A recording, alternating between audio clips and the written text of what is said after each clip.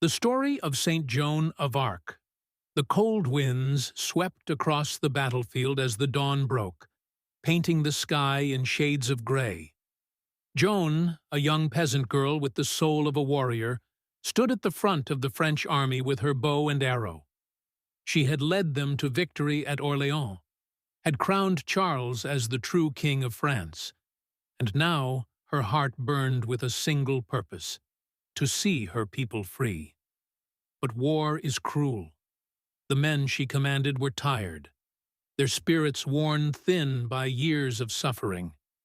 And Joan, with her voice of saints and her visions of divine purpose, was no longer the untouchable hero they had once believed her to be. She was a girl, just 19, caught in a storm much larger than herself. In the city of Compiègne, the storm finally found her. Betrayed by those who should have protected her, Joan was captured by the enemy. Her once fiery spirit now trembled in the hands of the English, who saw her as a threat.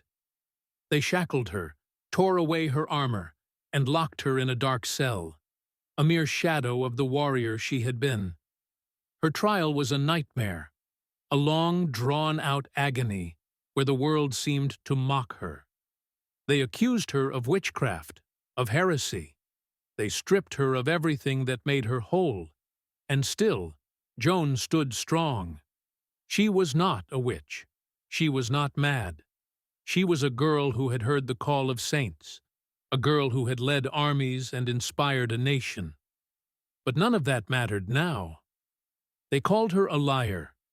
They told her to renounce her visions, her faith. She was young, frightened, alone, but her spirit could not break. She had given everything for France, and now, in this dark prison, she could give no more. The day of her execution arrived, the sky as gray as the steel of the English soldier's armor. Joan was dragged to the stake, the crowd jeering, unaware of the incredible strength in her heart. As the flames began to lick at her feet, she cried out to God, the only one who had ever truly understood her. And as the fire consumed her, the light of her courage never died. Her sacrifice, her unshakable faith, would live on in the hearts of those she had fought for. Though Joan of Arc was gone, her story, her incredible heart-wrenching journey, became a beacon of hope. She had given everything for the freedom of her people, and in the end, it was that very courage, that steadfast belief, that would inspire generations. It's only fitting to share a few of our favorite quotes from her. Grab a pen and paper to write these down, and read through them whenever you need some encouragement.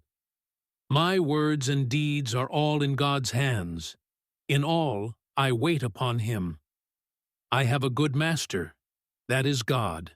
It is to Him I look in everything, and to none other. Without the grace of God, I should not know how to do anything. I was born for this. In God's name, let us go on bravely.